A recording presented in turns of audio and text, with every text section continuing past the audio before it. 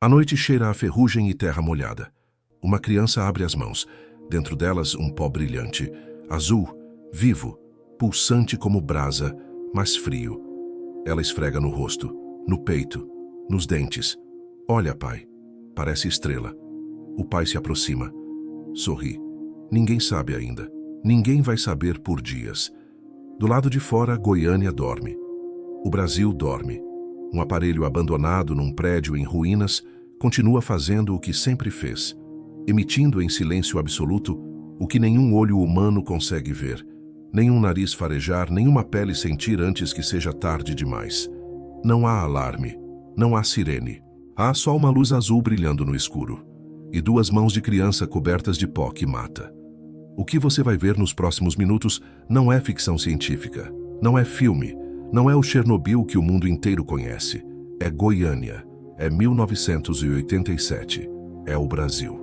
E é o maior acidente radiológico em área urbana da história do mundo ocidental. Um evento que poderia ter contaminado milhares, que ignorou alertas, que passou por mãos de catadores, crianças, médicos e burocratas sem que ninguém entendesse o que estava tocando. Até que os corpos começaram a mostrar. A pergunta não é só o que aconteceu. A pergunta é, como deixamos acontecer? E o que mais incômoda ainda, o que foi silenciado para que a história não pesasse tanto? Setembro de 1987. O Instituto Goiano de Radioterapia havia sido abandonado 2 anos antes. Num processo de disputa judicial, o prédio ficou vazio. Os equipamentos dentro. Entre eles uma máquina de radioterapia. Dentro da máquina, uma cápsula de chumbo. Dentro da cápsula, Césio-137. Um elemento radioativo com meia-vida de 30 anos, usado para tratar câncer. Altamente instável fora de seu invólucro.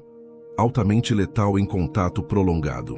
2 catadores, Roberto e Wagner, entraram no prédio atrás de material para vender.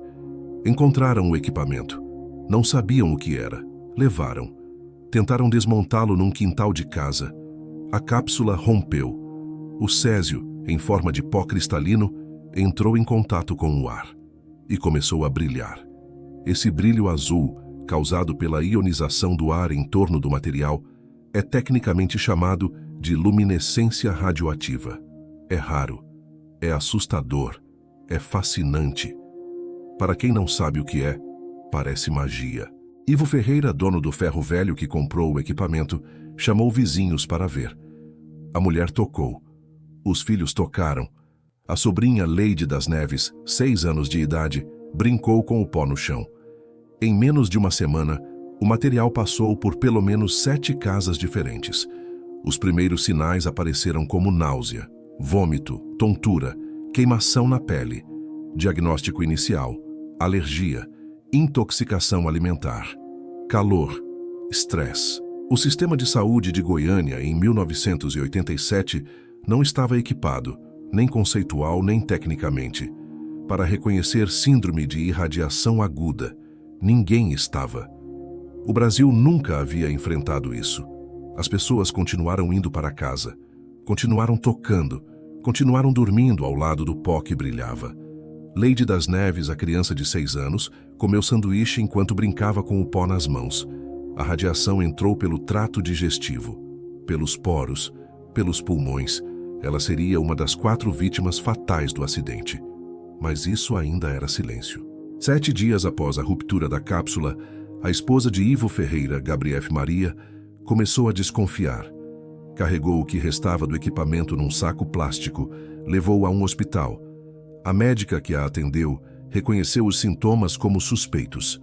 Comunicou às autoridades sanitárias locais. Nesse ponto, a história poderia ter contido o estrago. Não conteve. A CNEN, Comissão Nacional de Energia Nuclear, demorou para mobilizar equipes.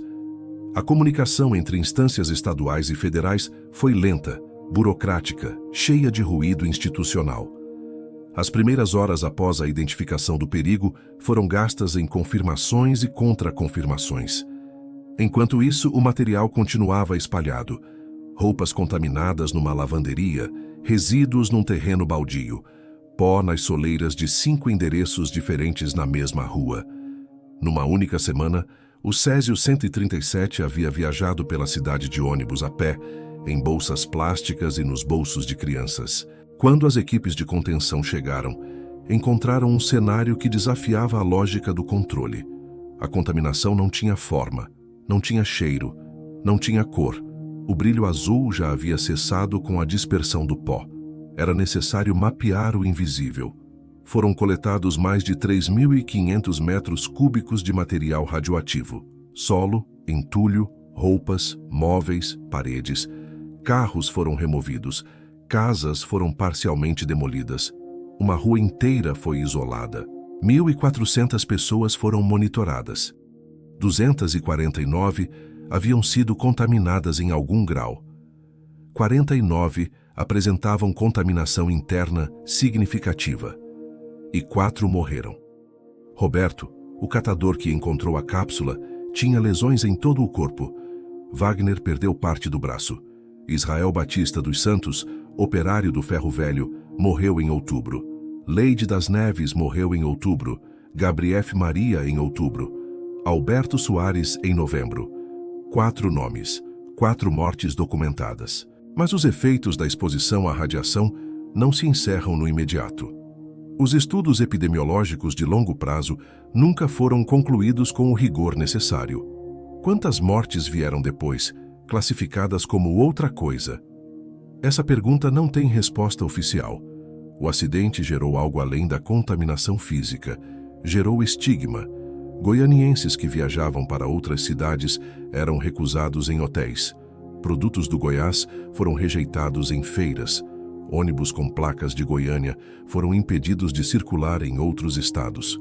A psicóloga Ivone Braga Pereira, que acompanhou sobreviventes por anos após o acidente, documentou síndrome de estresse pós-traumático em pessoas que sequer haviam sido expostas ao material. O medo do invisível, a incerteza sobre o próprio corpo, a desconfiança de que os laudos médicos ocultavam algo. Tudo isso criou uma segunda camada de dano. Dano que não aparece em dosímetro. Dano que não tem meia-vida definida. Crianças que cresceram na área afetada relataram, décadas depois, serem chamadas de contaminadas na escola. Adultos que trabalharam no processo de contenção nunca receberam acompanhamento de saúde sistemático do Estado. A cidade carregou o peso que deveria ser distribuído. O rejeito radioativo produzido pela descontaminação foi depositado numa área chamada Abadia de Goiás, 22 contêineres, enterrados, com prazo de vigilância estabelecido pela CNEM de 300 anos, ou seja, até o ano 2287. A comunidade ao redor do depósito nunca recebeu explicação adequada sobre o que estava enterrado ali. Famílias que viviam próximas à área foram removidas. Indenizações foram pagas com anos de atraso. O monitoramento ambiental do local, que deveria ser contínuo, permanente, público, nunca foi completamente transparente. 300 anos de vigilância prometidos por um Estado que não conseguiu conter o acidente em 7 dias. Em 2014, 27 anos depois, um relatório interno da CNEM vazou para pesquisadores da Universidade Federal de Goiás. O documento indicava que o processo de descontaminação de 1987 havia deixado pontos residuais não mapeados em pelo menos 3 endereços da cidade. Pontos que nunca foram monitorados após o encerramento oficial das operações em 1988. O documento não foi publicado. Não houve comunicado oficial. Não houve nova vistoria pública. Houve silêncio. O mesmo silêncio que, em 1987, deixou uma criança de 6 anos brincar com pó que brilhava no chão. O Césio 137 tem meia-vida de 30 anos. Em 2017, 30 anos após o acidente, metade do material ainda emitia radiação. Leide das Neves teria 36 anos. Goiânia, 1987. Não é uma história sobre descuido. É uma história sobre como sistemas falham de forma silenciosa, acumulando omissões, brechas burocráticas e decisões adiadas até que o peso desabe sobre as pessoas menos preparadas para suportar. É sobre como a invisibilidade do perigo permite que ele se mova livremente entre nós. E é sobre o que acontece depois, quando as câmeras vão embora, quando o Estado encerra o episódio, quando os laudos são arquivados e a cidade é convidada a seguir em frente, como se o chão embaixo dos pés não guardasse nada. O acidente de Goiânia foi estudado pela ONU. Serviu de protocolo para outros países. Está nos manuais de segurança nuclear do mundo inteiro. No Brasil, virou curiosidade. Os sobreviventes envelheceram sem amparo sistemático. Os trabalhadores da descontaminação foram esquecidos. O arquivo permanece incompleto. E em algum lugar da cidade, talvez ainda exista um ponto não mapeado. Um rastro invisível de uma noite em que alguém achou que tinha encontrado uma estrela. Não havia estrela. Havia um sistema que falhou. Há pessoas que pagaram por isso com o corpo. E há um silêncio que persiste, administrativo, político, memorial, sobre o tamanho real do que aconteceu e do que ainda acontece nos corpos e nas memórias de quem sobreviveu. A história que não foi contada completamente continua sendo escrita, em dossiês que não circulam, em corpos que adoecem sem diagnóstico associado, em perguntas que ninguém quer responder oficialmente. O passado não pode ser silenciado. Se esse episódio te fez sentir algo, inquietação, raiva, silêncio, deixa o like, não pelo algoritmo, como um sinal de que você não quer esquecer. E nos conta nos comentários, de que cidade você está assistindo isso? Porque talvez alguém daqui de Goiânia esteja lendo esse comentário agora. E precisa saber que a história deles não foi esquecida.